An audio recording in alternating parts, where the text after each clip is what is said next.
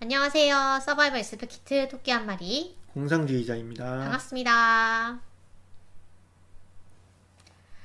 네, 저희 오늘 방송은 지난번 단신에 이어서 러브 데스 로봇 넷플릭스의 시리즈를 좀 다뤄볼 거예요. 러브 데스 로봇 시즌 2와 얼터드 카본 시즌 1을 다뤄볼 예정입니다. 러브 데스 로봇을 일단은 다뤄보려고 했는데 좀 시의성도 있고, 그런데 이게 그 화수도 시즌 1에 비해서 적어졌고, 그다음에 내용도 뭐 그렇게 좀 길지 않아가지고 하나 더 해야 될 것 같아가지고, 러브 데스 로봇의 에피소드 중에 하나가 좀 얼터드 카본을 연상시키는 부분이 있더라고요. 그래서 그 얼터드 카본 죄송합니다. 얼터드 카본 시즌 1을 같이 다뤄보려고 합니다. 일단 러브데스 로봇 얘기를 해볼게요. 러브데스 로봇 지금 라이브 보고 계시는 분들 중에 보신 분 손, 안 보신 분 발 들어주십시오. 네, 러브데스 로봇이 러브 플러스 데스 곱하기 로봇인가요? 그랬던 것 같은데. 러브 데스 고파 플러스 로봇? 잘 모르겠습니다. 중간에 뭔가 있었던 것 같은데. 네. 어쨌든 간에 그 러브데스 로봇이 5월 14일 날 네, 공개가 됐죠. 네. 그래서 뭐 에피소드가 총 8개인가요? 총 8개고요. 네. 이게 뭐 각각 뭐 5분짜리도 있고 뭐 10분짜리도 있고 그렇게 길지 않아요. 한 뭐 20분짜리도 있고 그렇긴 한데 대부분 아주 짧은 그런 소품적인 그런 애니메이션으로 이루어져 있고 시즌 1 때도 이런 구성이었는데 그 약간 뭐라고 할까요? 좀 블랙미러를 연상시키는 듯한 그런 좀 부조리적인 부분이라던가 어쨌든 SF적인 부분들이 많아가지고 저희가 시즌 1도 한번 다뤄봤었습니다. 네. 러브 콤마 데스 플러스 로봇이네요. 네.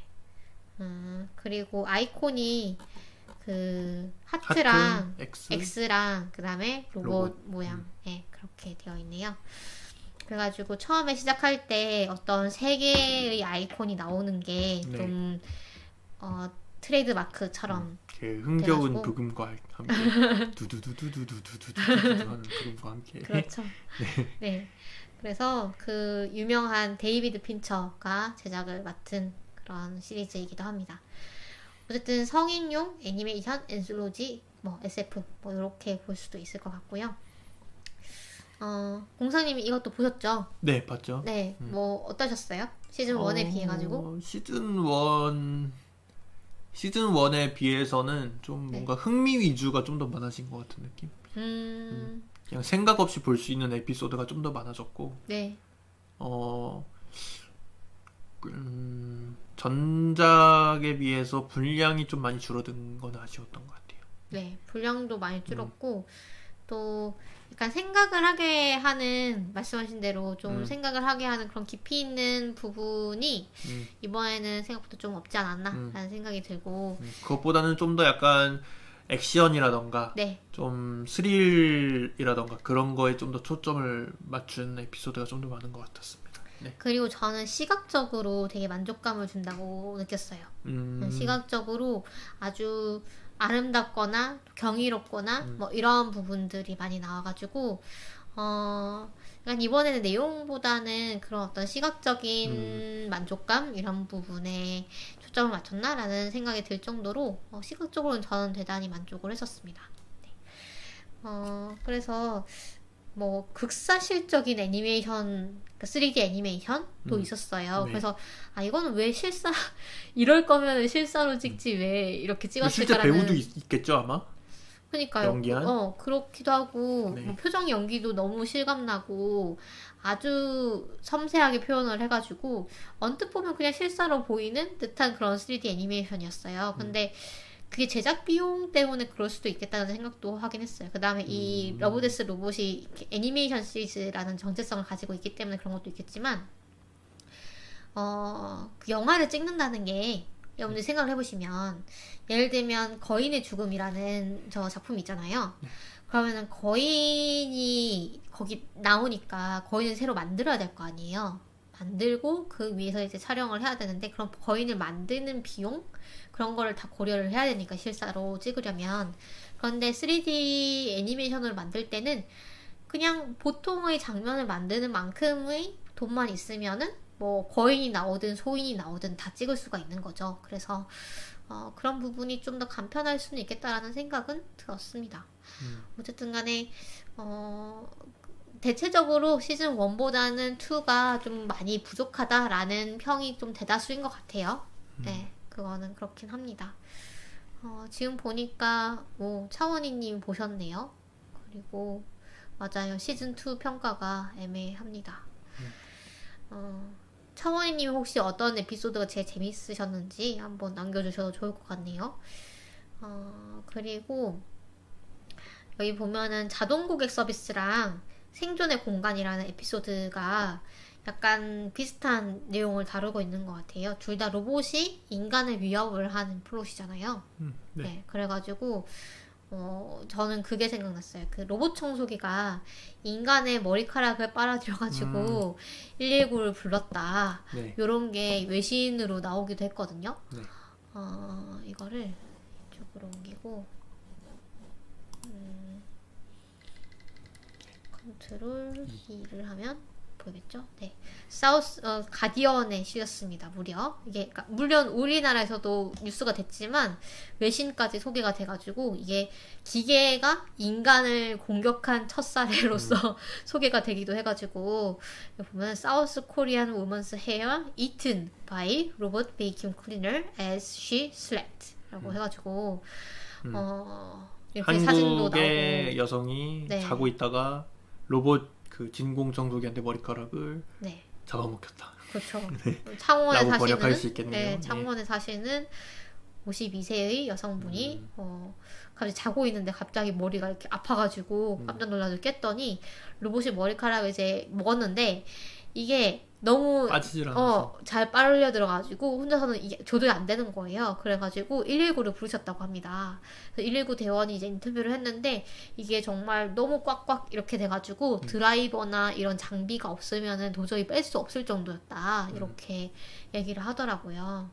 그래서 뭐 이거는 뭐 사실 좀 웃긴 에피소드긴 하지만 이 러브데스 로봇에서는 실제로 좀 그런 부분을 다루고 있는 것 같아요. 상상력을 좀 동원을 해가지고 정말로 로봇이 우리를 공격을 할 수 있을까?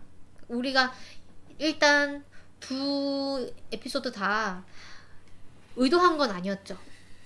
원래 그 로봇이 인간을 공격하도록 만들어진 자동 고객 서비스는 좀 뭔가 의도한 것 같던데요? 그건 그래요. 네, 자동 고객 서비스는 막 당신이 로봇의 표적이 되지 않으려면 얼마를 내세요 막 이런 자동 응답 그 서비스가 나오잖아요. 그게 네. 그러네요. 일단 제목이 자동 고객 서비스잖아요. 오토메이티드 커스터머 서비스인데. 네. 오토메이티드가 그 자동 기관총. 네. 또 뭐 오토메이티드 뭐 건 이렇게 부르지 않나요? 오토매틱 건이겠죠. 아닌가? 오토매틱 건인가? 네. 뭐 어쨌든 이 작품의 제목이 로봇 청소기가 아니고 자동 고객 서비스인 걸 보면은 그 서비스 그 음성이 주인공인가 보네요. 예.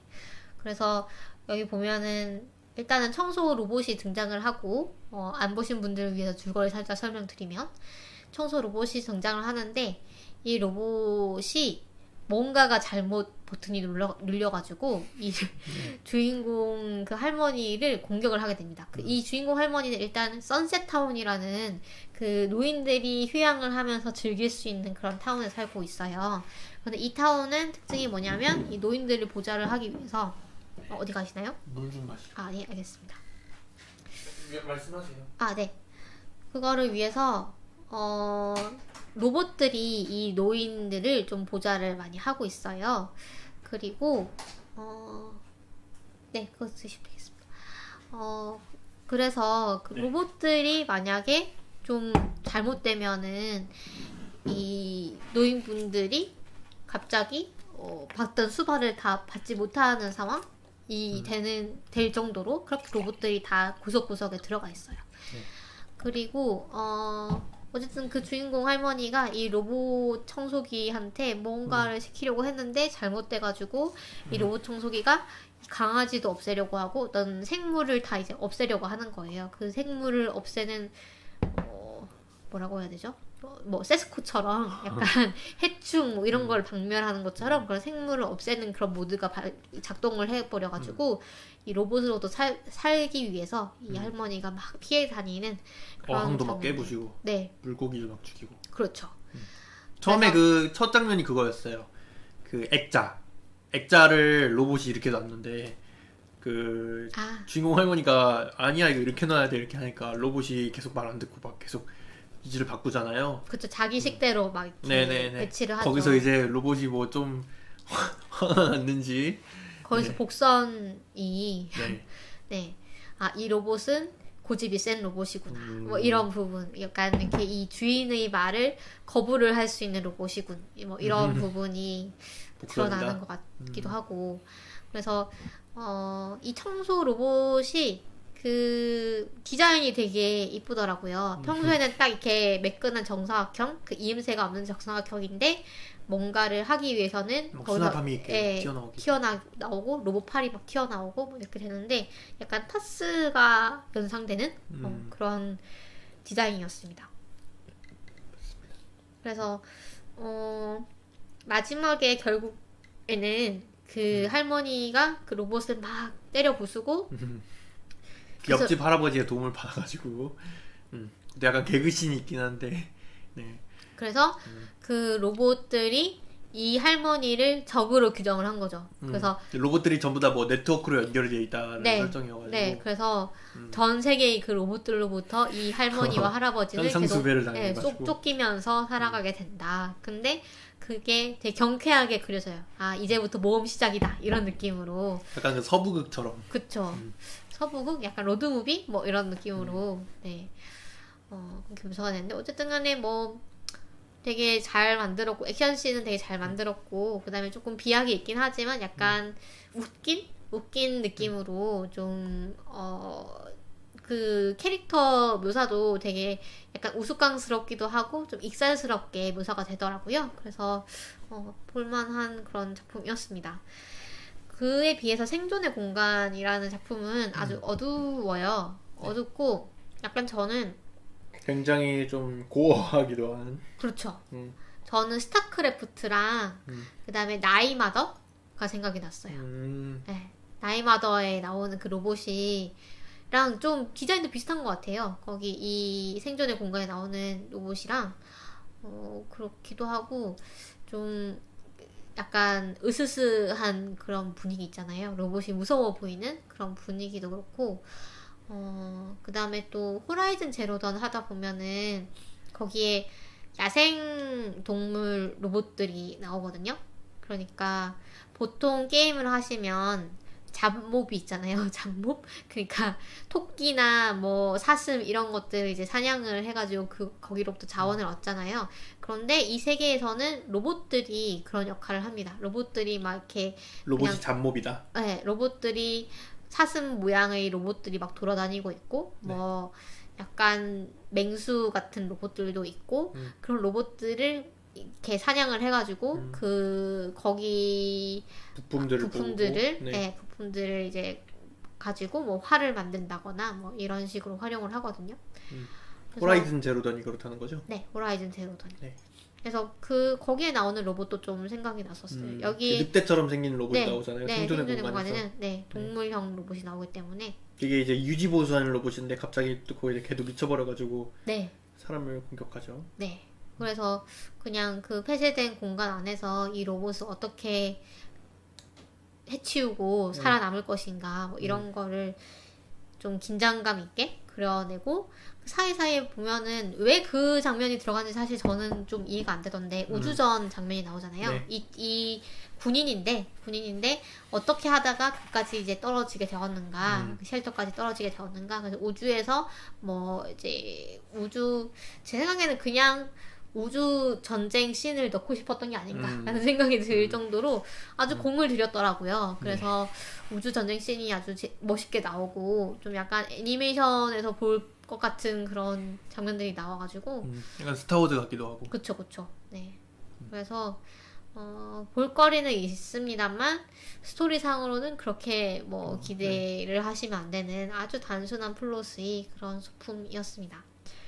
그리고 다른 작품들 중에서 혹시 뭐 공상님은 어떤 작품이 제일 좀 재밌었어요? 저요? 네. 저는 그 거인도 재밌었고, 네. 그 다음에 그 거대한 고래에 나오는 얼음 네. 있는 네. 그것도 재밌었고, 네, 그렇죠. 산타 얘기도 재밌어. 집안에서 생긴 일도 그냥 그렇죠. 짧고 임팩트 있고, 네. 네. 황당하기도 하고, 맞아요. 네, 그래서 네. 그러면 집안에 생긴 일 한번 볼까요? 집안에 네. 생긴 일은 산타가 만약에 되게 징그러운 외계인이라면? 이라는 설정이거든요. 그래서 그러니까 산타가 하는 일은 똑같이 해요. 굴뚝으로 드나들고 그 다음에 선물도 주고 착한 아이에게만 선물을 주고 이런 건 똑같은데 단지 그 산타의 외모가 에일리언처럼 생겼습니다. 네, 에일리언처럼 생겼어요. 에일리언 보면은 그 입이 이중 구조잖아요. 그쵸. 입을 딱 열면은 그 안에 입이 있죠. 네. 그 혀 같은 게 탁 나와가지고 같은 그게 이게 그래도 입이 있잖아요. 이렇게 네. 이빨이 탁 나오잖아요. 네. 그걸 이제 그 꼬마 애들한테 가가지고 쫙 다음에 이름이 뭐더라? 뭐 리사 You're a good girl. 그쵸. 너 착하다. 이러면서 너 착하다. 이러고 갑자기 입에서 그 꿀렁꿀렁하면서 이제 선물을 뱉어내요. 점액질로 덮인 이 선물을 네. 주는 거죠. 그래서 이게 이 산타의 그 외모가 달라지는 것만으로 상당히 그 장르가 바뀌는구나 이런 거를 좀 볼 수가 있었습니다. 네. 네. 그래서 저랑 같이 보던 친구가 이거 엄청 교육적이다. 마지막에 그 애들이 우리가 착하지 않았다면 어떻게 됐지 이러잖아요. 그렇죠. 그래서 어린애들한테 보여주면 직방이다 이거는. 애들이 너무 아동학대 아닌가요?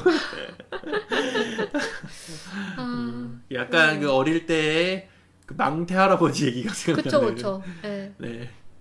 그런 느낌이죠. 그래서 근데 저는 사실 잡아먹지는 않을 거라고 생각을 했거든요. 저도 잘 모르겠어요. 걔가 뭐 외모는 그렇지만 사실은 뭐 마음은 마음은 착할 수도 있잖아요. 그래서 걔가 어떤 공격적이다라는 그런 힌트가 나오진 않았는데 어쨌든 이제 그 외모가 워낙 징그럽다 보니까 좀 무섭게 보이는 거죠. 그래서 어쨌든 그 착하게 살아야 된다 이런 거를 보여주는 소품이었는데 짧고 임팩트가 있었습니다. 살아야 된다. 네. 이 만화의 교훈은 착하게 살아야 된다. 착하게 살아야 된다. 네. 안 그러면은 선물을 받을 수가 없습니다. 그렇죠. 그리고 아까 말씀하신 거인의 죽음 이게 마지막 에피소드였는데 저도 이거 좀 인상 깊었어요. 이게 그냥 생각하면은 그렇게 특별할 거 없는 내용이거든요. 네. 뭐 어떤 사건이 발생을 하는 것도 아니고 아주 평이한 플롯인데 어느 날 해변에 거인의 시체가 한 구가 밀려옵니다. 거의 뭐 고래 같은 느낌이죠. 그러니까 고래 시체가 가끔씩 해변에 밀려오잖아요. 그런 느낌으로 거인의 시체가 밀려와요. 그런데 이게 그렇게 화제가 되진 않아요. 그러니까 그 거인이라는 존재가 있다는 거를 사람들이 처음 안 거잖아요. 그런데 그런 거 치고 그렇게 난리가 나진 않고 그냥 처음에는 좀 놀라다가 그 다음에는 사람들이 그냥 약간 관광지처럼 막 활용을 해요. 그 위에 올라가기도 하고 막 애들은 그 위에서 막 미끄럼을 타고 뭐 거기다 낙서를 하기도 하고 점점 이제 시체는 부패되어 가고 뭐 이런 장면들이 나오는데 근데 저는 그게 되게 평이한데 그냥 그 거인이라는 실체가 보여지는 것만으로 뭔가 임팩트가 되게 있었어요. 그래가지고 이게 우리가 막연히 그냥 상상을 하기에는 뭐 거인이 죽어가지고 뭐 떠내려 오면은 그냥 뭐 사람들이 놀라겠지 뭐 이렇게 생각을 하는데 정말로 그게 딱 이렇게 실제로 보여지고 그래서 그 위에서 막 사람들이 뛰노는 걸 보니까 엄청 거부감이 드는 거예요. 안 그랬어요? 네, 저는 그렇더라고요. 그러니까 그게 자세히 보여주잖아요. 그 거인의 시체 곳곳을 자세히 보여주고 그 위에서 사람들이 막 노는 것도 보여주고 근데 그 눈이 점점 이제 부패돼 가면서 이렇게 탁해지는 게 막 보이잖아요. 그게 약간 사람 시체를 우리가 자세히 볼 일이 없잖아요. 근데 그 시체를 자세히 본다는 그런 느낌도 들더라고요. 그래서 인간의 몸이 우리가 바깥에서 그냥 제3자의 눈으로 봤을 때 자세히 뜯어보면은 얼마나 좀 이상해 보일 수 있는가? 이런 생각도 좀 들기도 하고 그랬었습니다. 공상님은 어떻게 보셨는데요? 저요? 네.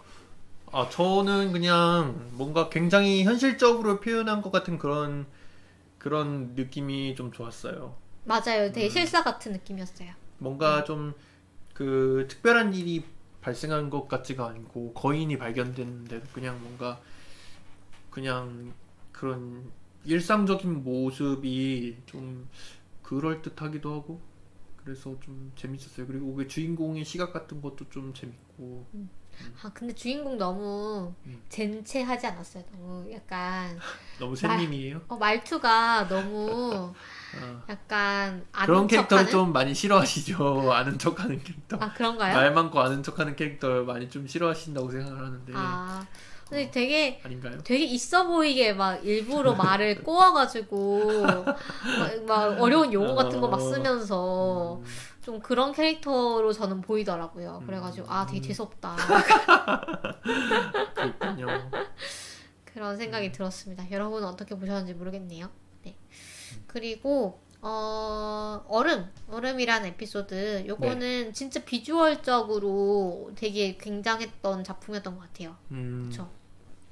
얼음 행성입니다. 거긴 지구는 아닌 것 같아요. 그런데 여기에서 사람들이 거의 다 개조를 하고 살아요. 그러니까 몸을 개조를 해가지고 뭐 더 이상 추위도 겪지 않고 좀 피지컬이 아주 뛰어나게 되는 그런 개조를 받고 살아갑니다. 왜냐하면 이 행성의 환경이 너무 척박하기 때문에.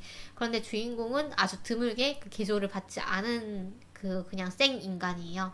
그래서 자기 동생도 이제 개조를 받은 사람이고, 근데 동생 친구들이랑 같이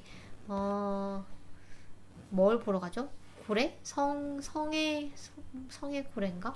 같은 뭔가를 보러 가죠. 네, 거대한 그 뭐 파란색 고래 같은 거 보러 가죠. 네네. 그게 이제 뭐 그 진동이 없으면은 그 얼음을 깨고 물 밖으로 나와가지고 숨을 쉬러 얼음을 깨고 물 밖으로 나온다. 네. 그런 설정인데. 네.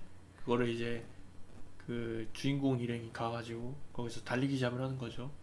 그렇죠. 먼 빙판에 나가가지고 저 불이 꺼지길 기다렸다가 불이 탁 꺼지면 이제 이 고래가 얼음을 깨기 위해서 이제 물 밖으로 이렇게 나오면서 얼음을 이렇게 쿵쿵 치는 거죠.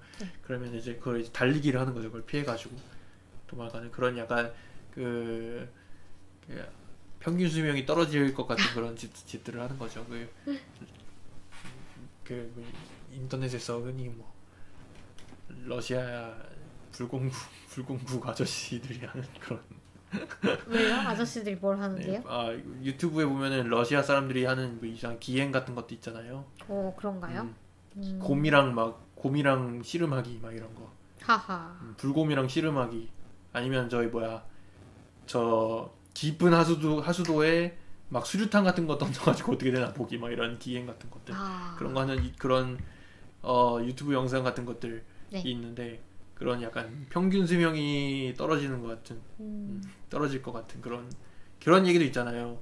남성이 왜 여성보다 평균 수명이 적은가? 그거에 대한 막 얘기도 있잖아요. 바보짓을 많이 해서? 바보짓을 많이 위험한 짓거리를 많이 해서 막 그렇다. 이런 얘기도 있잖아요. 그런 거죠. 그 남자들이 죽기 전에 하는 말 1위가 괜찮아 안 죽어 이런 거라고. 그런 얘기도 들었는데 아무튼 뭐 그런 짓을 하는 거죠. 그게 약간 그래서 주인공들이 이제 그 빙판에 나가가지고 뭐 매일매일 그 짓을 하는데 그 주인공은 기계가 아니죠. 기계로 자기 몸을 대체를 안 했고 그래서 거기서 좀 왕따 같은 그런 설정인데 자기 동생은 이제 그 자기 몸을 이제 기계로 대체해가지고. 기계였나요? 아니면 좀 유전적으로 화학적으로 모르겠어요, 뭔가 좀 그거는. 개조를 해줄 수도 있고 어쨌든 네, 뭐 뭐 잘 나오진 아무튼 않는데 어쨌든 피지컬이 올라가는 그런 시술을 받은 상태 동생은. 네. 그리고 그게 이제 일반적인 사회인데 동생이 이제 어울려 노는 무리들이 매일 그걸 하는 거예요. 그 빙판 달리기. 네. 고래 피해 달리기 그걸 하는 거예요. 그래서 그 주인공도 그걸 보고 싶다. 그래서 따라가가지고 근데 주인공은 달리기가 느려요. 네. 당연히 그렇겠죠. 개조를 안 개조를 안 해가지고 했으니까. 달리기가 느려가지고 가다가 뭐 동생이 뭐 좀 약간 다리를 뭐 삐끗해가지고 부축해가지고 열심히 가는데 뭐 뒤집어냈다. 네. 그런 얘기입니다. 그렇죠. 네. 별거 뭐 특별한 얘기는 없어요. 네, 내용이 뭐 있는 건 아니고 네. 그냥 되게 시각적으로 되게 잘 표현을 했습니다. 그래서 그래픽이 참 눈부신 작품이었고요. 근데 저는 뭐 그 네. 형과 동생 간의 그 관계 같은 거 애매한 그런 관계라던가 아니면은 그 형에 대한 그런 차별적인 시선, 그 사회 안에서 형에 대한 차별적인 시선 그런 것들 그려낸 것도 좀 마음에 들었어요. 그렇죠. 네. 그 다음에 이것만 얘기하고 넘어갈게요. 네. 탑스쿼드라는 작품인데 네. 이 작품을 보고 제가 얼터드 카본을 떠올렸습니다. 네. 그 불사 연명 치료가 가능해졌어요. 그런데 공간이 한정되어 있으니까 인구가 무한정 늘어나지 않기 위해서 출산을 금지시킵니다. 그러니까 사람들이 아이를 몰래 낳아서 기르는 거예요. 그러니까 경찰들이 이 몰래 낳아서 기르는 사람들을 찾아내서 적발을 해서 그 아이들을 죽이는 거죠. 그런 스토리입니다. 근데 여기에 보면은 이런 불사가 가능하다는 설정이라던가 그 구름 위에는 부자들이 엄청 왜 그 부와 권력과 뭐 이런 걸 누리면서 살고 있잖아요. 그런 부분이라던가 근데 구름 밑에는 좀 빈민가처럼 좀 살고 있다던가 이런 부분들이 약간 얼터드 카본의 설정이랑 되게 비슷하고 비주얼적으로도 되게 비슷하다고 느꼈어요. 그래서 그런 부분들을 떠올리면서 오늘 얼터드 카본 같이 다뤄보면 어떨까라는 생각이 들었습니다. 그래서 이건 이 설정에 대해서 어떻게 생각하세요? 그러니까 불사인데 근데 불사이면서 애를 낳으면은 그 어떤 지구 전체의 캐패시티가 고갈되니까 그 출산을 한정해야 된다. 뭐 그냥 논리로 봤을 때는 말이 되는 말이긴 할 것 같은데 그러니까 한 명이 태어나면 한 명이 죽어야겠죠. 그래서 여기 보면은 어떤 엄마가 내가 죽을 테니까 내 딸은 살려달라 뭐 이런 얘기도 하거든요. 네. 그러면 그런 것도 생각해 볼 수 있겠죠. 만약에 사람이 불사를 포기하고서라도 아기를 낳고 싶어 할까? 라는 내가 죽더라도 이제 아기를 낳고 싶어 할까? 아니면 불사를 계속 누리고 싶어 할까?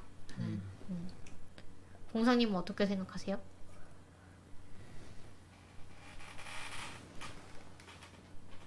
글쎄요, 불사가 뭐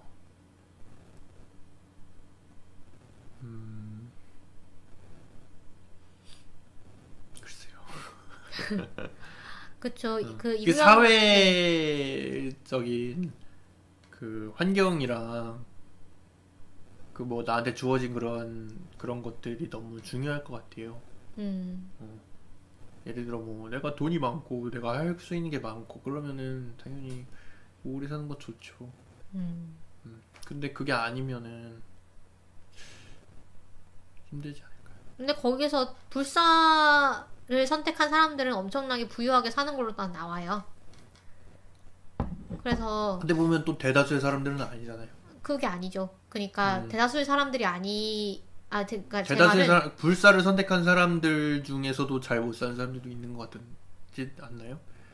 예를 들어 그 작품에 나오는 그 딸 아까 말씀하신 딸을 기르던 그 엄마도 자기가 뭐 몇백 년을 살았다 그러잖아요. 네. 근데 그렇게 뭐 부유해 보이지는 않던데요. 그러니까 그 사람은 딸을 위해서 그걸 포기한 거죠. 부를 포기를 한 거죠. 그러니까 그 하늘 위에서 살면 네. 하늘 위에서 살면 불사여야 되고 근데 아이를 낳을 수는 없고 근데 대신에 불을 누릴 수가 있는데 그 아기를 낳으려면은 하늘 밑에 내려와가지고 좀 이렇게 거지같이 살아야 되는 거죠. 그런 걸로 보였는데요. 그래서 거기 보면은 그 계속 불사 시술을 받는 그 가희가 나오잖아요. 좀 이렇게 가수가 나오잖아요. 주인공의 애인이 나오는데 그 애인이 왜 그 사람들은 이런 삶을 포기를 하고 애를 낳으려고 하는지 모르겠어라고 하잖아요. 그러니까 제 생각에는 그 사람들은 이제 숨어 살기 위해서 그런 어떤 부와 이런 것들을 다 포기를 하는 것 같아요. 아기를 낳고. 네. 그래서 저는 그냥 그 사람들이 계속 살다 보니까 이제 그 즐길 건 다 즐긴 거예요. 이미 다 즐기고 뭔가 좀 삶의 새로운 의미를 찾기 위해서 좀 자식을 원하는 게 아닐까라는 생각도 했는데 모르겠습니다. 그러니까 그런 인간이 다른 인간을 다른 존재를 낳고 또 이제 그걸 돌보는 게 인간의 본성인지 아니면 뭔가 좀 새롭게 추구할 만한 가치인지 아닌지 뭐 이런 것도 잘 모르겠고 좀 그런 거를 얘기를 하고 싶었을 수도 있을 것 같고 뭐 이런저런 고민을 하게 되는 작품이었습니다. 네. 월요일이 사라졌다를 언급을 해주셨네요. 네, 월요일이 사라졌다가 그거죠. 일곱 쌍둥이. 네. 나오는. 네. 그래서 그러니까 월화수목금토일 하루씩 사는 거죠. 왜냐면은 한 부부에 한 명씩이던가요? 그 아이가? 네, 아이를 많이 낳아서 키울 수가 없는데 중국에도 그게 있었잖아요. 낳아서. 산하 제한 정책이 있었잖아요. 네, 그래서 한 부부당 2명씩 최대. 네, 그래서 그 월요일이 사라졌다에서는 그 각자 해당 요일에만 나갈 수가 있는 거죠. 그 일곱 쌍둥이가. 그래서 한 사람인 척 연기를 하는 네, 그런 내용이었습니다. 그래서 어떻게 하다가 뭐 한 사람이 손가락을 다쳤어요. 그러면은 다른 6명도 다 그 손가락을 다쳐야 되는 거예요. 그런 장면들이 나오거든요. 네. 출산을 제한하는 것이 뭐 권리에 대한 침해인가? 그런 얘기겠네요. 뭐 그러게요. 침해죠. 침해인데 뭐 약간 그런 거 아닐까요? 공리주의 같은 거 아닐까요? 다수의 행복을 위해서 그 출산이 권리인가? 출산? 권리죠. 네. 그런데 이제 모두가 같이 어떤 한정된 자원으로 살기 위해서 이거는 제한을 하는 거잖아요. 사회적으로 좀 합의를 통해서. 그냥 합의가 뭐 제대로 이루어졌는지는 잘 모르겠지만. 근데 또 우리나라는 사실 지금은 출산율이 낮아가지고 뭐 문제라고 하니까 잘 그렇게 공감이 안 될 수는 있는데 좀 그렇습니다. 우리나라에서도 네. 출산을 좀 제한하려고 하는 그런 캠페인 같은 걸 한 적이 있죠. 아 예전에 있죠. 둘 만나. 네, 잘 기르자. 잘 기르자 막 이런 표도 있었고 네. 중국 같은 경우에는 실제로 출산 제한해가지고 3명 나오면 벌금. 그렇죠. 그래가지고 막 당시에 태어났던 사람들 중에서 호적에 등록이 안 된 사람들도 많았고요. 네. 그런 일도 있었는데. 네. 과연 뭐 불사가 되면은 뭐 아이를 안 낳을 것이냐, 아이를 안 낳아도 된다고 생각할지. 그래서 그 얼터드 카본에도 이런 얘기가 나오니까 그럼 얼터드 카본으로 한번 넘어가도록 하겠습니다. 네. 저희 효과음 같은 게 있으면 여기서 딱 효과음 넣으면 되는데, 그쵸? 차랑 자 입부금으로 하죠. 따라랑. 따라랑. 네, 얼터드 카본은 네. 이 사진을 보여드리고 싶은데 이렇게 하시죠. 그렇게 할까요? 확대해가지고 네. 네. 이 사진을 보시면 포장지에 들어가 있는 남자 좀 누드이긴 하지만 네. 사이커섹이라는 곳이 이런 육체를 제공을 하는 공장 같은 데거든요. 뭐 기업이라고 해야 될까요? 회사? 네. 뭐 이런 곳인데 여기 보면은 이렇게 봉투에 이렇게 인체가 담겨 있습니다. 프레자일, 뭐 깨질 수 있음, 뭐 이런 거 이렇게 있고, 그 다음에 always lift with two people, 두 명이서 항상 옮기시오, 뭐 이런 거 있고.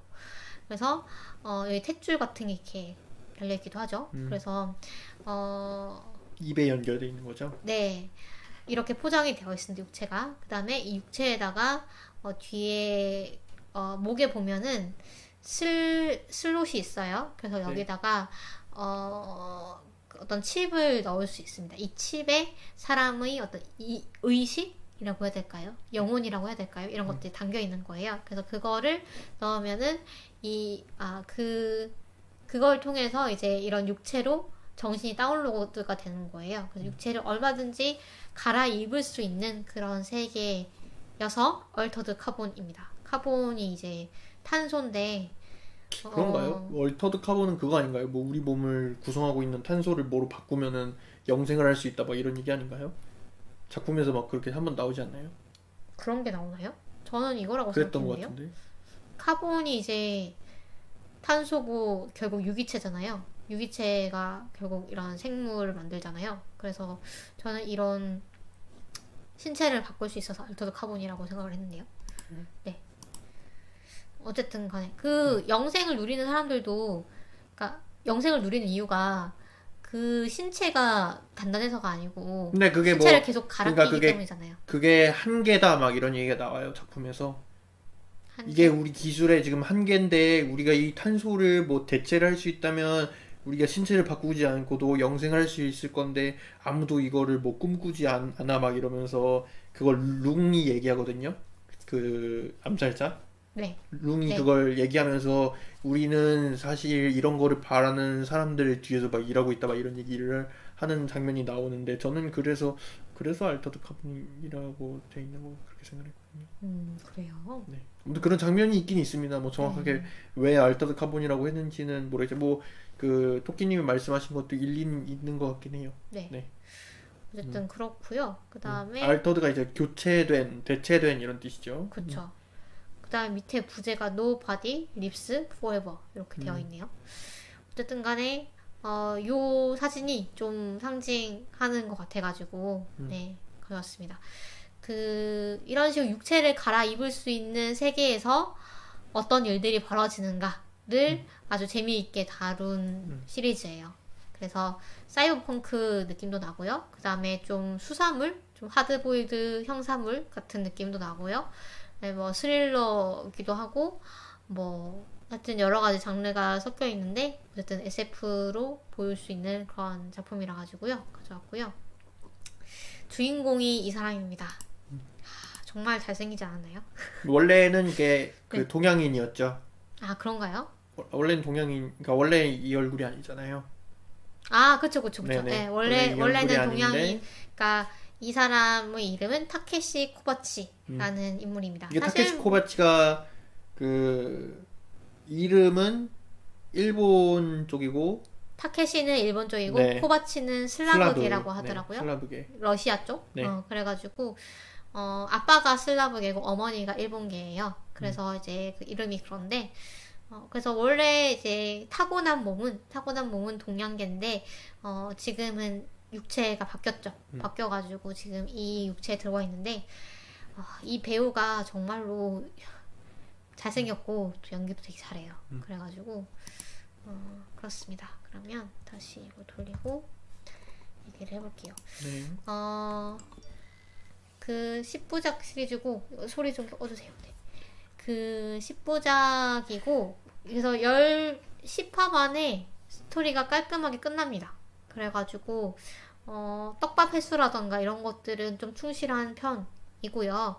그 다음에 스토리 전개도 뭐 아주 무리가 되는 그런 느낌은 아닌데 오히려 좀 그래서 너무 무난한 느낌도 있긴 있어요. 뒤쪽으로 가면 갈수록 약간 이제 진실이 밝혀지는데 너무 뻔하다던가 아니면은 좀 클리셰적인 그런 전개가 나온다거나 아니면 주인공 캐릭터의 좀 심리가 그렇게 개연성이 있지 않다던가 뭐 이런 부분들에 있어서 저는 조금 뒤로 갈수록 좀 긴장감이 떨어지는 그런 느낌을 받긴 했거든요. 그렇긴 한데 어쨌든 제가 봤을 때 시리즈 구성과 좀 전개가 그렇게 무리가 되는 부분은 없어서 좀 잘 만들어진 작품이다라고 생각이 들고요. 저는 약간 등장인물들의 관계 이런 네. 거 위주로 좀 보면은 재미있는 것 같다. 그런 생각을 했어요. 주인공이 좀 낯선 세계에서 친구를 만들고 친구를 사귀고 좀 뭔가 이 사람이 좀 트라우마 같은 게 있어가지고 인격이 좀 말이 아니잖아요. 네. 약간 그 뭐라 그러지? 그 울버린 같은 느낌. 내 주변에 있는 사람은 전부 다 죽어 이런 사람이잖아요. 나랑 친하게 지내면 그 사람은 다 죽어 이러면서 넌 나랑 친하게 지내지 마 알겠지? 네. 난 너 신경 안 쓸 거야 이런 느낌인데 그쵸. I care for no one 뭐 이러면서 나는 나만 신경 쓰고 그게 약간 넌 자기 아니야. 보호잖아요. 내가 그렇죠. 신경 쓴 사람들은 다 죽었어 이러면서 그것도 너무 있고, 슬프고 네. 안타까운데 네. 작품이 진행되면서 이 주인공이 좀 점점 마음을 여는 네. 그런 약간 성장물 같기도 한 그렇죠. 그런 그게 네. 그게 약간 전형적인 그런 전개긴 한데 왕도적인 전개긴 한데 그래도 잘 표현한 것 같아요. 네네 그렇죠. 그래서 여기 보면은 그 주인공이 그 타케시 코바치는 엔보이입니다. 엔보이는 뭐냐면 좀 특수 훈련된 반란군. 그쵸 반란군들을 일컫는데 이 엔보이들이 약간 그 닌자처럼 약간 특수 능력이 있는 것처럼 나와요. 약간 직감이 되게 뛰어나고 뭔가 사람의 마음을 읽을 수가 있고 뭐 좀 그 육체적 능력도 되게 대단하고 그다음에 정신적인 능력도 대단하고 그다음에 이 세계에는 니들 캐스트라는 기술이 있는데요. 이게 뭐냐면 그 일단은 인류가 전 우주에 퍼져 있다는 설정입니다. 전 우주에 살고 있고 그런데 그 항성간 그 여행을 하려면 그 빛보다 빠른 속도로 막 가지 않으면은 되게 오래 걸리잖아요. 그래서 정신만 전송을 하는 거예요. 정신만 다른 항성계로 전송을 하는 게 니들 캐스트입니다. 그러면 전송을 해가지고 그쪽 세계의 몸을 입겠죠. 그러면은 그 몸에 적응을 하는데 보통은 하루 정도가 걸리는데 이 엠보이들은 들어가자마자 활동을 할 수 있도록 뭔가 좀 훈련을 받습니다. 저희 그 소설 그 뭐야 그 달에서 그 외계인 발견하는 거 달에서 인간이랑 똑같은 별의 계승자요? 네, 별의 계승자. 별의 계승자에 나오는 거랑 비슷한 거죠. 별의 계승자에 뭐가 나오죠? 별의 계승자에서도 무슨 의자에 앉으면은 정신이 뭐 컴퓨터에 접속돼가지고 네.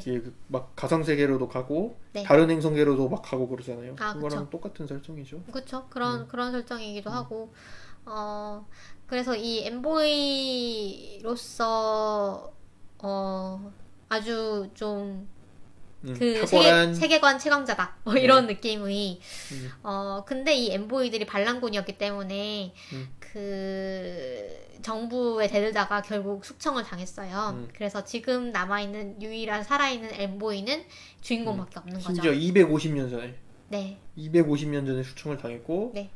주인공은 그 의식 보류 상태에 있었습니다. 의식 보류가 뭐냐면 붙잡혀가지고 몸에 집어넣지 않고 그냥 정신 상태로 있는 거예요. 그래서 그게 컴퓨터에 깨어 있는지 아니면 잠들어 있는지는 잘 모르겠는데 어쨌든 간에 그 250년을 그런 상태로 있다가 이 조엘 킨나만 배우의 이 몸에 업로드가 돼가지고 깨어납니다. 그래서 자기는 그때 250년 전의 그 기억만 가지고 있어가지고 여기가 어디지? 언제지? 막 이러면서 막 물어보죠. 막 패닉에 빠지면서. 그러니까 250년 동안 사회가 약간 그렇게 큰 변화가 없었던 것처럼 그려지는 맞아요. 건지 네. 굉장히 적응을 잘하더라고요. 그쵸. 아니면 엠보이라서 그런 건가? 그럴 수도 있죠. 그럴 수도 있고. 근데 이제 그때는 없었던 세계가 그거죠. 구름 위의 세계인 거죠. 그 영생을 누리는 무드셀라라는 그런 존재는 없었잖아요. 그쵸. 네. 뭐 어쨌든 간에 그 엠보이들 제가 왜 엠보이 얘기를 했었냐면 아까 왜 나는 친구가 없어 막 이런 얘기 했잖아요. 네. 근데 그 엠보이들은 그 다른 지역으로 옮겨가면은 그 지역에서 뭔가 자기 아군을 만들도록 교육을 받습니다. 그래서 거기서 뭔가 무리를 만들고 그 현지인들이 자기에게 어떤 충성심을 보이도록 하고 그렇게 하지만 사실은 걔네들은 버리는 말인 거죠.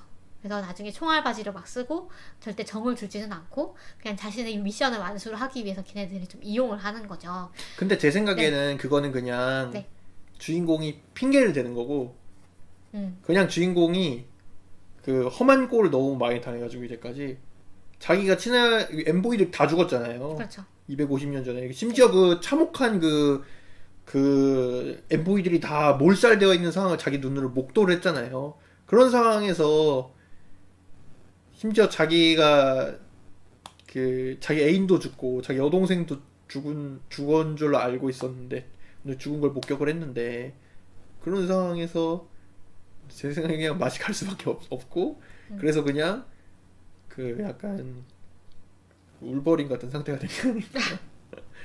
그런가요? 네. 그래서 그 핑계를 대는 게 아닌가. 그래가지고 보면은 주인공이 점차 그 마음을 열고 그렇게 되잖아요. 친구를 사귀고 그 사람들을 계속 위해하잖아요. 생각하는 게. 그렇죠.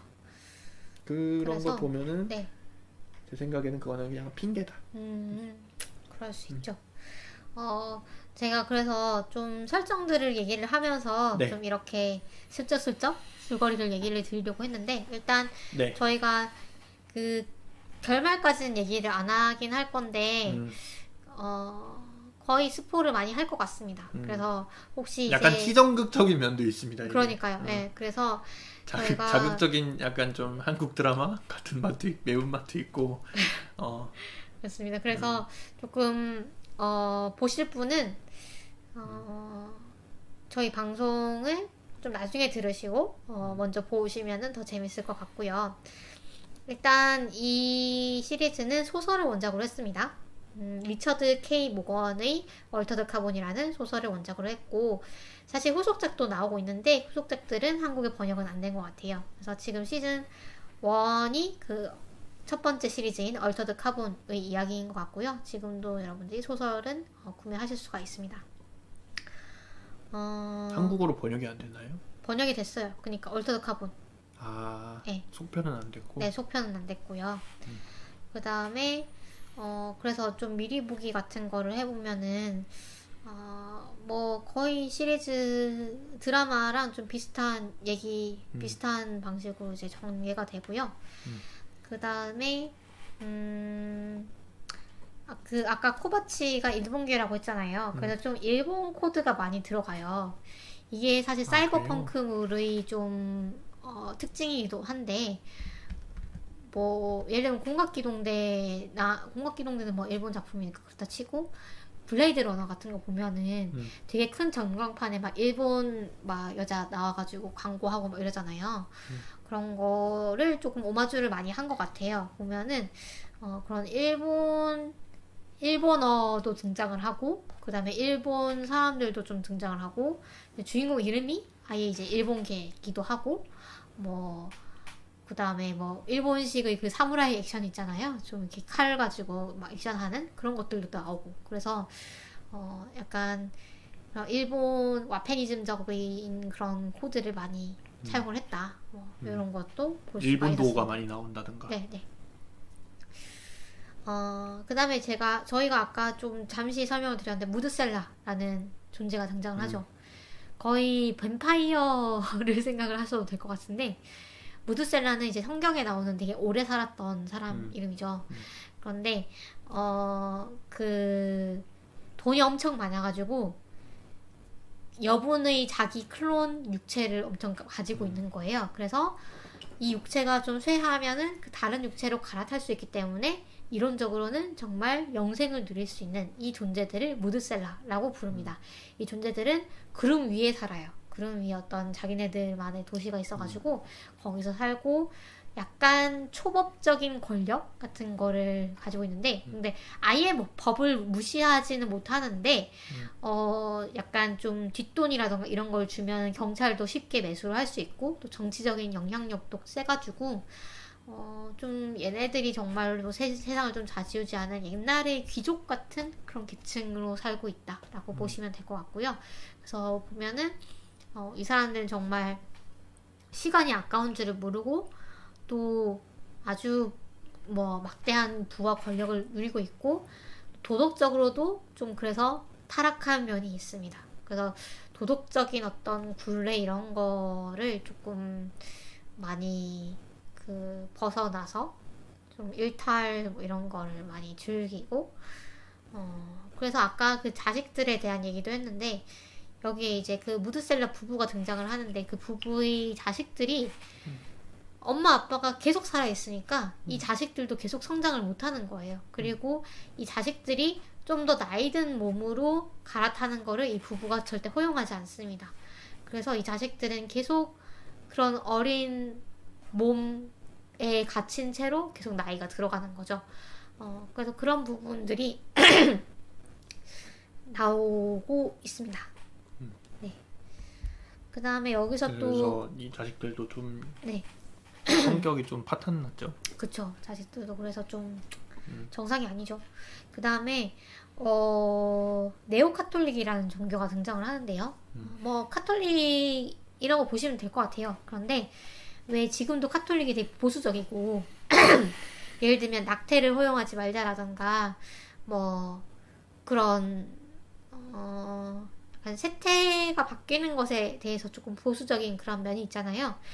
뭐 동성 결혼을 허용하지 말아야 된다던가 뭐 이런 부분들이 있는데 이 세계에서도 이 네오 카톨릭이 그런 보수적인 입장을 취합니다. 그래서 이렇게 그 육체 자기가 타고난 육체를 벗어나서 다른 육체에 그 영혼이 들어가면 그 영혼은 타락한다고 믿어요. 그래서 그 천국에 가지를 못한다고 믿고 그래서 코드 C라는 거를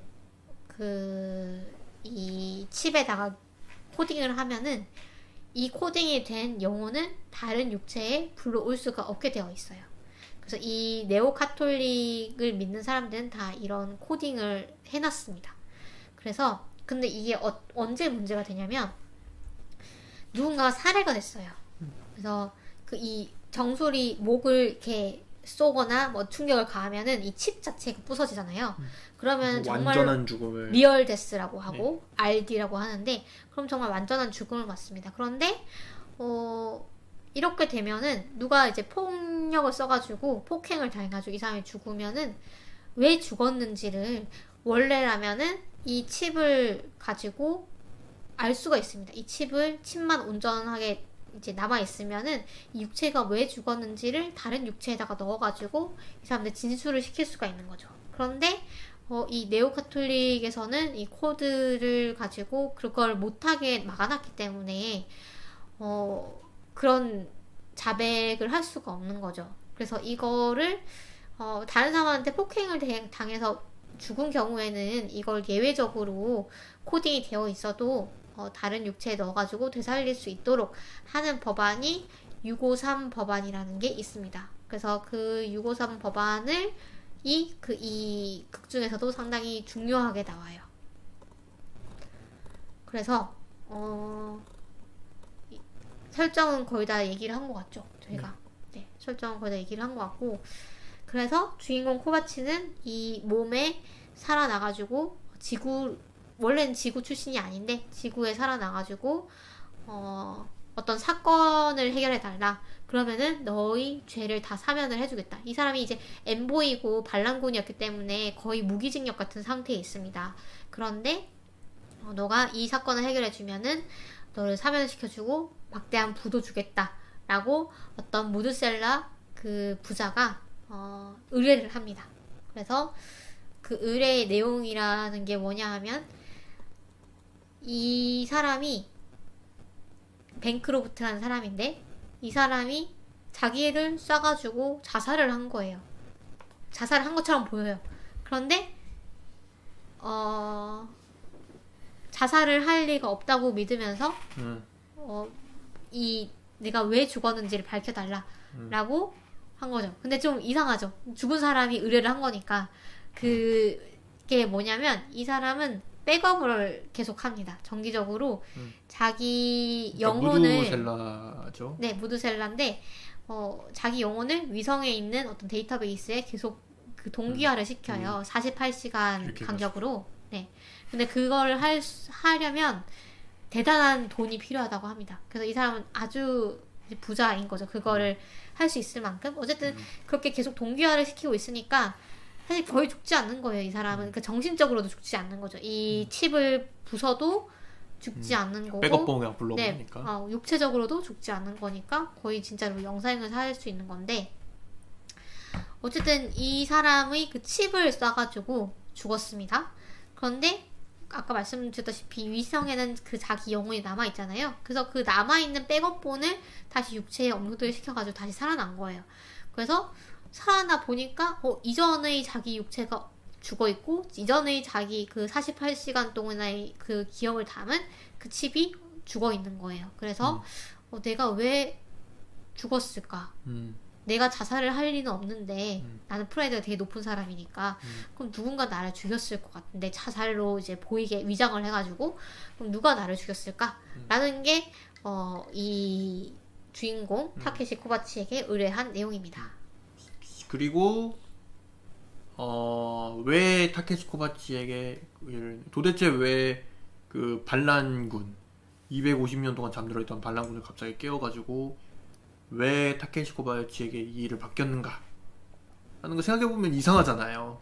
네. 그 엠보이가 뭐 어떤 직감이 뛰어나기 때문에 뭐 일부러 깨웠다라는 식으로 처음에는 얘기가 되는데, 근데 뭐 왜 하필 타케시 코바치였는가 라는 것에도 알고 보니까 이유가 있었고, 복선이 있습니다. 네. 이게. 그래서 보면은 이제 그 타케시 코바치가 오르테가라는 형사를 만나는데, 이 경찰, 오르테가라는 이 경찰과 그 다음에 이 타케시 코바치가 죽은 줄 알았던 여동생이 레이라는 동생이 있는데, 그 동생과 뭐 이거 뭐 스포일러 아닌가요?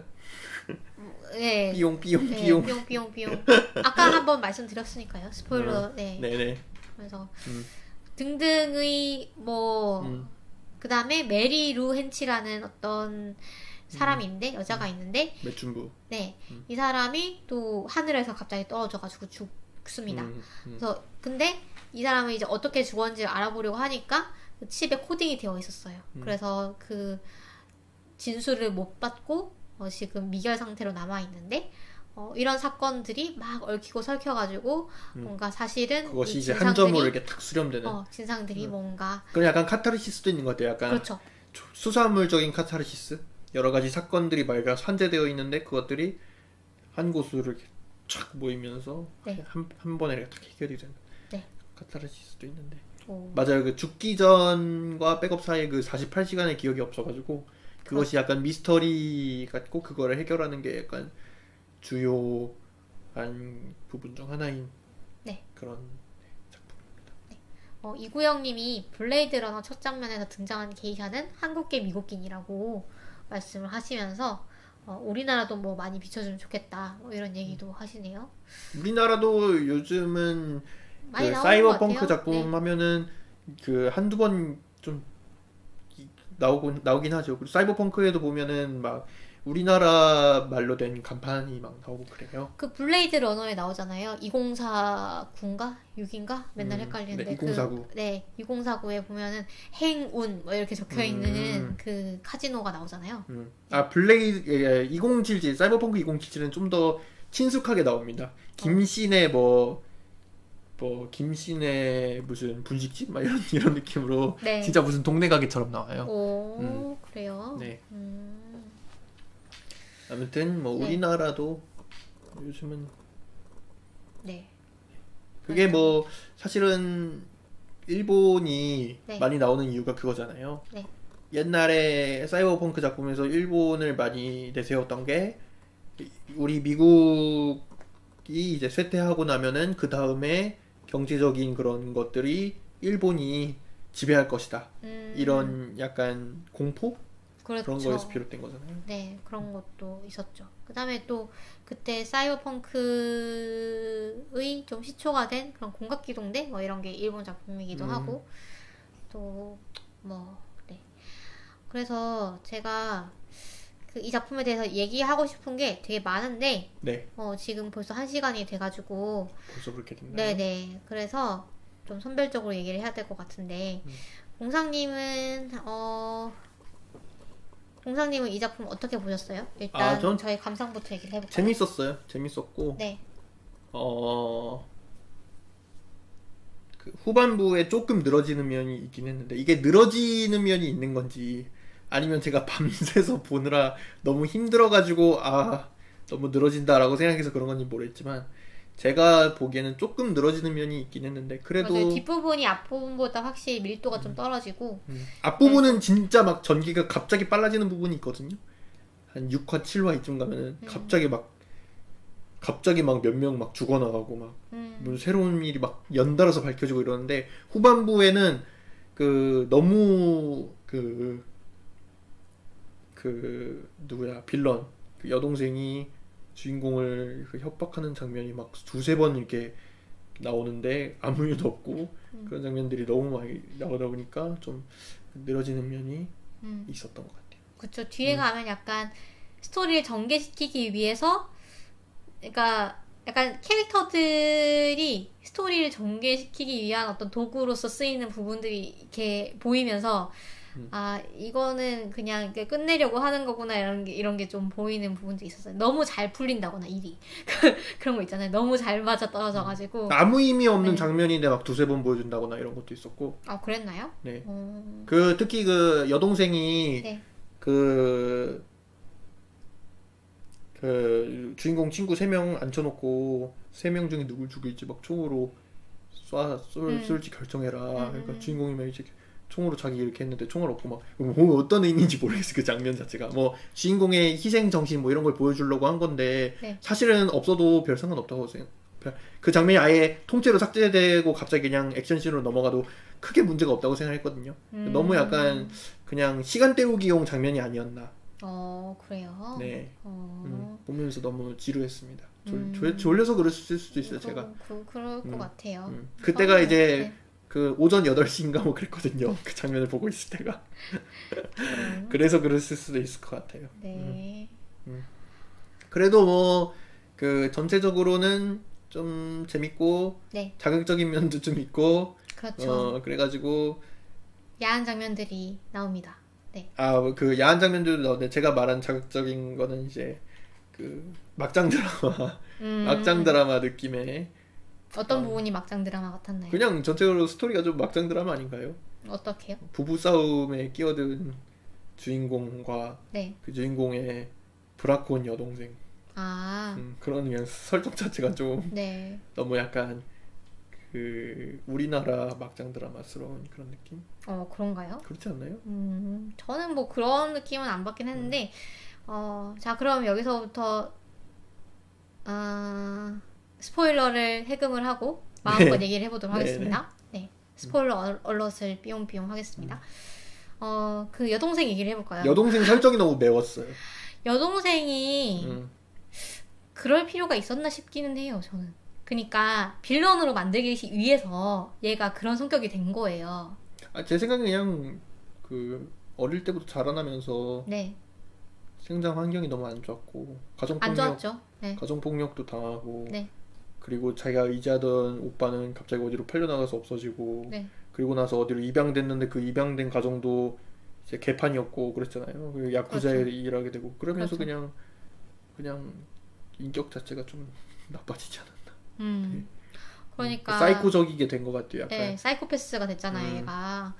그런데 약간 심정은 이해가 돼요. 그러니까 오빠도 참 이 여동생의 멘탈 케어를 잘 못하죠. 보면은 이 여동생은 자기만 바라보고 있고 되게 오랜만에 정말 말씀하신 대로 고생하다가 오빠를 만났는데 이제 오빠는 그 여동생한테 물론 이제 그 상관이 뭐 연락을 하면 안 된다 뭐 이렇게 얘기를 하긴 했지만 그래도 그동안 한 번도 연락도 없고 뭐 잘 지내는지 알아보지도 않았고 그다음에 뭐 이 동생하고 결국 만났는데 동생한테 케어를 하기보다는 새로 만난 사람들한테 빠져가지고 또 여자한테 빠져가지고 동생은 제대로 보지도 못하고 만나자마자 그게 밝혀졌잖아요. 어떤 부분이요? 흑막인 게.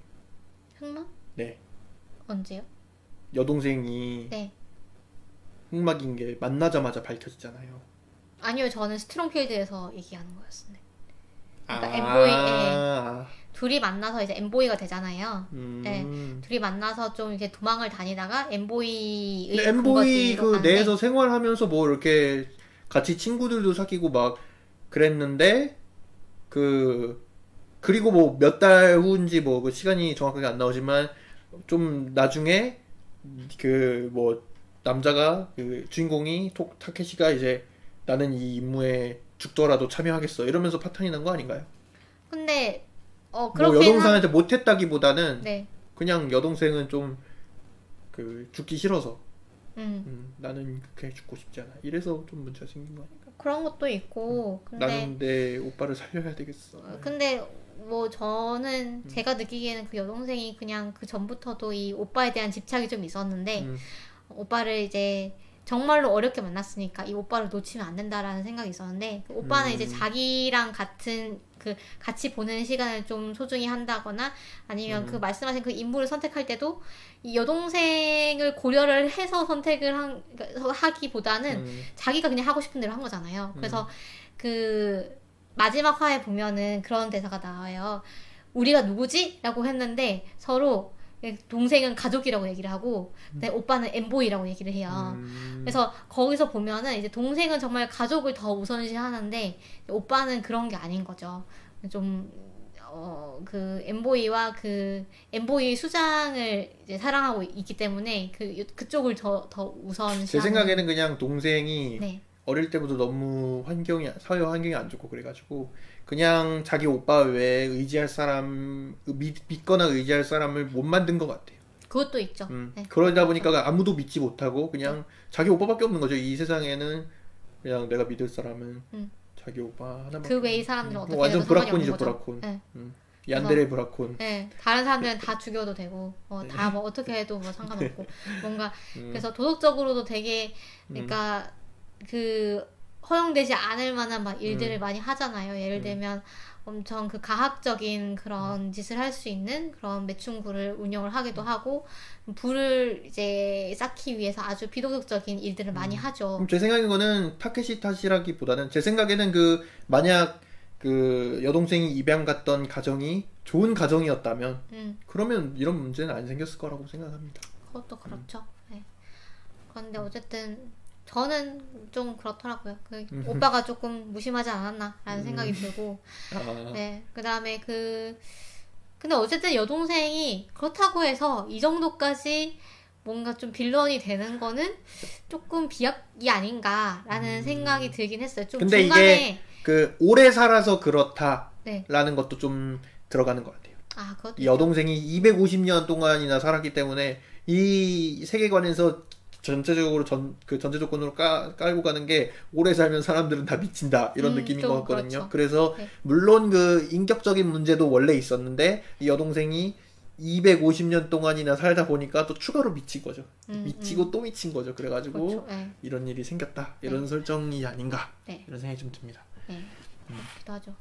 어쨌든 그래서 좀 그래도 이제 그 시청자의 입장에서 봤을 때는 좀 너무 동생이 좀 막 나가는 게 아닌가라는 맞아, 그건 맞아요. 그런 생각은 좀 들어서 그냥 모든 흑막이 다 동생이잖아요. 보면은 결국은 수렴되는 게 근데 그건 조금 약간 너무 약간 그 데우스 엑스 마키나처럼 쓴 거 아닌가. 약간 모든 이 미스터리를 해결하기 위한 그런 뭐 세력이 좀 여러 개가 있어가지고 좀 알력 싸움이 있었다던가 그런 게 아니라 그냥 다 여동생 이런 느낌. 다 이제 육체를 바꾼 여동생이었다. 사실은 여동생이었다. 사실은 여동생이었다. 이런 게 나오니까. 이구영님도 이해합니다. 오빠가 잘못했네라고 하시네요. 네. 그럴 수 있죠. 네. 어쨌든 제 여동생한테 잘해야겠네요. 그렇죠. 그리고 그다음에 또 제가 좀 인상 깊게 본 거는 이 영생이라는 개념 아까도 좀 말했지만 그 영생이라는 개념과 그 신체를 바꿔 탈 수 있다라는 그 개념으로 인해서 얼마나 많은 일들이 일어날 수 있는가를 보여주는 게 좀 흥미로웠어요. 뭐 예를 들면 그런 거 있었잖아요. 왜 귀족들이 그 두 사람 싸우게 해가지고 그거를 막 보면서 좀 즐거워하는 그런 게 있었는데 부부인데 둘이서 그 싸우게 막 서로 죽일 만큼 싸우게 만들고 한 사람이 한 사람을 죽이면 그럼 그 죽은 사람을 이제 업그레이드를 해주는 거예요, 신체를. 그래서 서로 막 피터지게 싸우고 그래서 매번 이제 부모님이 돌아오실 때마다 그 애들은 그 바뀐 신체를 보는 거죠. 그 아빠 모습이 바뀌어 있고 엄마 모습이 바뀌어 있고 뭐 이렇게 되는 거죠. 그래서 그런 부분도 나오고 아니면은 그래서 그게 되게 좀 그러니까 타락한 거죠. 그 어떤 사람들이 이런 잔인한 짓을 보면서 좀 즐거워한다는 게. 그다음에 또 어떤 또 긍정적인 면으로 보면 그런 게 나와요. 그 할로윈을 이제 스페인 문화권에서는 죽은 자의 날 뭐 이렇게 해가지고 뭐 좀 해골분장하면서 좀 이렇게 즐기는 그런 축제가 있는데 그 날에 돌아가신 할머니의 영혼을 어떤 여분의 신체에 이제 투입을 해가지고 데리고 옵니다. 그 오르테가라는 그 형사가. 그래서 집에서 그 할머니를 모시고 그 할머니가 그 집안이 이제 그 독실한 네오 가톨릭 집안이잖아요. 네. 그래서 엄마가 할머니한테 되게... 아니 그 코딩 받으신 거 아니었어요? 그러니까 할머니가 아니 취소했는데 할아버지 돌아가시고 나서 취소했는데 그쵸. 네, 그 장면은 좀 웃긴 것 같아요. 네네. 그래가지고 다들 말도 개찰지고 할머니 하는 말이 맞아요. 찰지게 하시고 근데 또 들어간 몸이 완전 뭐라고 해야 될까요? 불량배? 몸이잖아요. 완전 근육 우락부락하고 좀 이렇게 스킨헤드하고 막 이런 친구인데 문신하고 막 이런 친구인데 그래가지고 그 남자 몸에 들어가니까 그러니까 그런 경우가 다 많은 거죠. 이제 여자가 남자 몸에 들어가거나 남자가 여자 몸에 들어가거나 이런 경우들이 막 나와요. 그래가지고 저는 보면서 야 진짜 배우들이 연기를 잘했다 라는 생각이 들었어요. 그러니까 그 같은 배우가 원래 인격일 때랑 그 다음에 그 다른 영혼이 들어왔을 때랑 완전히 연기를 다르게 하더라고요. 그래가지고 정말 남자인데 여자가 보이고 여자인데 남자가 보이고 뭐 이런 부분들이 있었어요. 그래서 네, 그런 배우들의 연기를 감상하는 재미도 쏠쏠했습니다. 네. 그 리지의 엄마?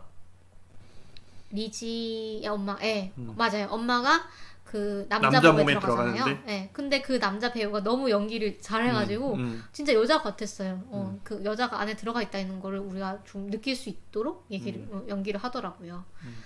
그리고 네. 그래서 그런 죽음의 불평등이라고 해야 될까요? 그러니까 가난한 사람들은 그렇게 다른 육체를 옮겨가는 게 힘들어요. 왜냐하면 그 육체가 비싸니까. 육체는 되게 비싸거든요. 그래서 뭐 한 번 정도 그렇게 옮겨가거나 아니면 재고 육체 같은 걸 써야 되니까 그 성별이 바뀌기도 하고 뭐 나이가 바뀌기도 하고 막 어린애가 막 나이든 할아버지 몸에 들어가기도 하고 막 이런 거죠. 그런데 이제 그 무드셀러 같은 경우는 돈이 엄청 많으니까 자기 그냥 원래 있던 몸이나 아니면 더 좋은 몸, 더 젊고 더 아름다운 몸으로 얼마든지 바뀔 수가 있는 거고 그래서 그런 죽음조차도 불평등하게 되는 거죠. 지금 이 극 중의 세상에서는. 그래서 그거를 사실 막으려고 했던 게 엠보이였고요.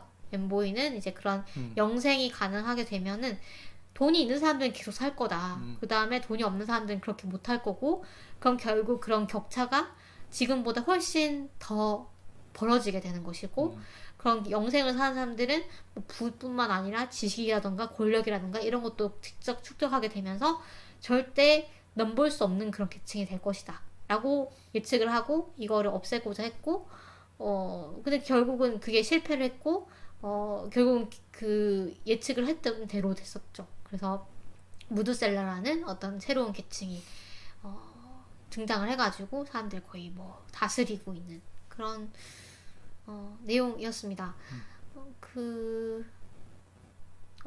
지금 채팅이 재밌는 게 많이 올라왔네요. 네. 동생 또 나야. 오빠 또 너야? 그렇죠. 네, 세기의 남매성. 그렇죠. 세기의 남매성. 전 이렇게 요약하고 싶어요. 네.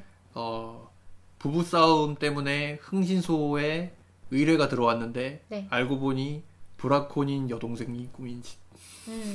그렇죠. 요약하고 싶어요. 그렇게 한줄 요약이 되겠네요. 네, 그렇게 요약하고 싶어요. 네. 브라콘의 얀데레인. 브라콘 얀데레 여동생이 네. 그 일자리를 주기 위해서 오빠 흥신소를 하는 오빠에게 일자리를 주기 위해서 꾸민 짓이었다.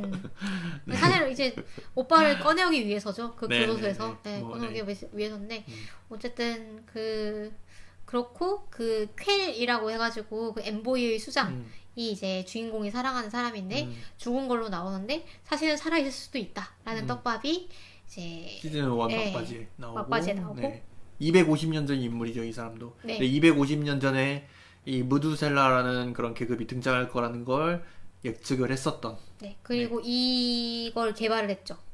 네, 맞아요. 이 칩을 개발한 사람이죠, 사실은. 네, 나디아였나? 네, 나디아라는 과학자인데 여기 엘더 문명이라고 해가지고 뭐 외계인 문명이 있다. 있죠, 그래서 그 문명의 기술을 좀 활용을 해가지고 만든 거다. 막 이렇게 나오죠.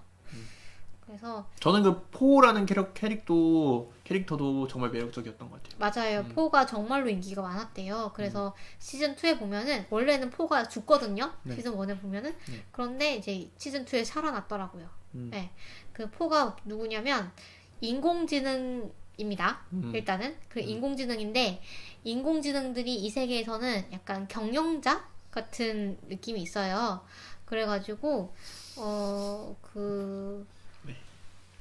인공지능이 경영하는 뭐 공연장도 있고, 인공지능이 운영하는 호텔도 있고, 인공지능이 운영하는 뭐 다른 뭐 시설들이 많이 있는데, 근데 그 인공지능 중에 하나가 이제 호텔을 운영하는 인공지능이 러브 포예요. 네, 그쵸 좀 싸구려 호텔이긴 한데 이 포가 에드거 앨런 포에서 따온 겁니다. 그래서 생긴 것도 그런 포처럼 생겼고, 그 다음에 뭐 나중에 애칭도 에디라고 불리고 뭐 이런 거 보면은. 확실히 그런 에드거 앨런 포에서 이제 따온 그 인물인데, 이 인물이 상당히 귀여워요. 귀엽고, 보통 AI들은, 다른 이제 경영자 AI들이랑 포커를 가끔 치는데, 다른 AI들은 인간을 그냥 돈벌이 수단으로만 생각을 하는데, 이 포는 인간에 대한 애정? 이런 게 아직 남아있습니다. 그래서, 인간을 최대한 도우려고 하고 또 비도덕적인 그런 일에는 좀 참여를 안 하려고 하는 그런 성질이 있고 대단히 위트가 있고 좀 주인공을 되게 도와주려고 합니다. 그래서 인공지능 호텔이 약간 사람들이 너무 집착이 강해가지고 좀 스토커 같은 그런 느낌이 들어가지고 이제는 더 이상 뭐 아무도 이용을 안 한다 뭐 이런 얘기가 있더라고요. 그런데 주인공은 뭐 그런 거 알 거 없고 뭐 그냥 뭐 편하니까 들어간다 막 이래가지고 그 포가 운영하는 호텔에 들어간 거죠. 그랬더니 포가 이 주인공이 숙박을 하고 나서 이 숙박을 하는 분을 고객을 보호하기 위해서 막 기관총을 동원을 하기도 하고 뭐 갖가지 일들을 하죠. 그래서 그런 부분들이 좀 재밌습니다. 소설에서는 지미 핸드릭스래요. 그렇대요. 네, 맞아요. 근데 이제 영화에서는 드라마에서는 모티브가 되는 캐릭터가 에드가 앨런 포. 호러 소설의 대가를 일컬어지는 에드가 앨런 포. 그렇죠. 그게 이제 좀 캐릭터 변경이 좀 성공적인 그런 사례인 것 같아요. 네, 맞습니다. 그래서 저는 혹시 아쉬운 부분은 그럼 끝에 늘어지는 부분 말고는 없으셨나요? 네, 뭐 저는 그 정도. 저는 약간 주연 배우들은 연기를 되게 잘하는데 조연 배우들 연기가 조금 아쉬운 부분들이 있었는데 특히 퀼 캐릭터가 있잖아요. 네, 퀼이 그렇게 매력적이지 않더라고요. 그래요? 네, 그 이유를 제가 생각을 해봤는데 일단은 퀼 캐릭터가 좀 재미가 없어요. 너무 먼치킨이고 너무 약간 뭐랄까 이 퀼이 얘기를 하면은 사람들이 다 오 이러면서 막 설득이 되면서 막 거기에 그 사상에 막 찬동을 하게 되는 그런 캐릭터인데 그래서 저는 액션이 너무 멋있던데. 멋있긴 하죠. 액션이 멋있긴 한데 근데 이 퀼이 제가 봤을 때는 더 매력적인 캐릭터가 될 수 있었을 것 같은데 약간 그 캐릭터 조형을 좀 너무 밋밋하게 하지 않았나, 좀 뻔하게 하지 않았나 라는 생각이 들고 또 배우도 좀 더 연기를 잘 했으면은 좀 더 매력적이지 않았을까 라는 생각을 했습니다. 네. 그 시즌 2는 보니까 저는 보진 않았지만 주연 캐릭터가 뭐 바뀐다 그러더라고요. 네, 바뀝니다. 왜냐면은 그 시즌 1 막바지에 보면은 주인공이 이제 신체를 바꾸잖아요. 바꾸나요? 바꾸기로 결정을 하죠. 왜냐면은 자기가 갖고 있던 신체가 네. 다른 사람 거였잖아요. 아, 그렇죠. 라이커 계획이잖아요. 맞아요, 그래서 맞아요. 라이커한테 네. 신체를 네. 돌려주고 이제 자기는 다른 신체로 갈아타는 것 같은데 네. 그런 와중에 그 시즌 2에서는 그 캐릭터가 바뀌면서 약간 그 캐붕이 조금 있는 것 같다. 이런 평가가 있는 것 같더라고요. 그럴 수 있죠. 네. 그래서 시즌 1에 비해서는 못하지만 그래도 봐줄만한 작품이다. 이 정도 평가가 내려지는 것 같더라고요. 네. 그런데 좀 약간 사이버펑크적인 그런 요소가 많이 줄어들고 좀 스페이스 오페라적인 그런 느낌이 든다라고 네. 얘기가 되더라고요. 네. 그래서 그리고 그 부분도 좀 인상 깊었죠. 여기서 그 복제를 할 수가 있어요. 영혼이 디지털화가 되어 있기 때문에 영혼을 복제를 할 수가 있고 육체도 복제를 할 수가 있고 그래서 불법입니다. 이거. 네, 불법이지만 네. 왜냐하면 사회에 너무 혼란을 초래하기 때문에 그런데 약간 그 저희 네. 그 테세우스의 그쵸. 배에서도 그랬잖아요. 네, 그런 네. 느낌. 네. 네. 그래서 둘이 생겼는데 왜냐하면 이제 작전을 위해서 이제 주인공이 자기를 한 명 더 복제를 해가지고 만들었는데 나중에 결국은 누가 남을 것인가. 왜냐하면 사면은 한 명밖에 안 된대요. 그래가지고 누가 그러면 사면이 됐고 누가 죽을 것인가에 대해서 결국은 가위바위보로 결정을. 더블 슬리브드 이렇게. 근데 그 가위바위보가 나오는 것도 약간 가위바위보는 동서양에 다 있나요? 약간 오리엔탈적인 그런 거 아닌가라는 생각을 했는데 락 시저 페이퍼로 뭐 있긴 하겠죠. 네. 어쨌든 그래가지고 가위바위보로 결정을 합니다. 그리고 제가 아까도 말씀드렸지만 그 주인공 배우가 너무 연기를 잘해요. 잘하고 멋있고 그래가지고 보시면 그 아까 말씀하신 그 성장형 캐릭터라는 게 약간 좀 저는 솔직히 조금 유치한 설정이라고 생각을 하거든요. 그러니까 약간 처음에는 고독한 뭐 좀 사람들을 배척하는 그런 캐릭터인데 점점 가면서 이제 사람들에 대한 애정을 갖게 되고 좀 이렇게 유해지고 뭐 이런 전개가 약간 전형적이라고 생각을 했는데 근데 주인공 배우의 조엘 키너만의 그 연기가 다 했다라고 저는 생각을 합니다. 그래서 연기를 보다 보면 좀 납득이 돼요. 뭔가 설득이 되고 그래서 네. 전 주인공 배우의 매력이 상당했다고 생각을 합니다. 네.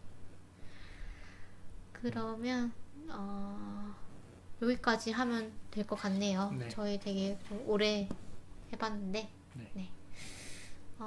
그리고 지금 저희랑 같이 또 채팅창에서 많이 좀 수다 떨어주신 분들도 너무 감사하고요. 네. 또 지금 방송 듣고 계시는 여러분들은 또 어떻게 이 작품 보셨는지 러브데스룩과 얼터드 카본 어떻게 보셨는지 또 영생과 뭐 영생이 만약에 생긴다면 정말로 좀 이렇게 계급이 생길 것인가 이런 부분들도 생각해 보시고 뭐 어떤 느낌을 받았는지 이런 것도 얘기해 주시면은 댓글로 얘기해 주시면 너무 재밌을 것 같습니다. 네. 그럼 저희 방송 어디서 들으실 수가 있나요? 저희 방송은 팟빵, 파티, 아이튠즈 팟캐스트 그리고 유튜브 에서 들으실 수가 있고요. 네, 그리고 페이스북과 트위터, 인스타그램으로 소통하고 있으니까요. 여러분들 많이 놀러와 주시고 또 좋아요 눌러주시고 그 다음에 댓글도 많이 달아주시면 감사하겠습니다. 그럼 여러분 이제 점점 여름이 되고 있네요. 네. 네. 오늘 뭐 25도까지 올라갔더라고요. 네. 오후 기온이. 네. 저희도 점점 이제 녹음하기가 더워지는 시즌이. 왜냐하면 에어컨을 틀면은 잡음이 들어가기 때문에 녹음 중에는 에어컨을 켤 수가 없거든요.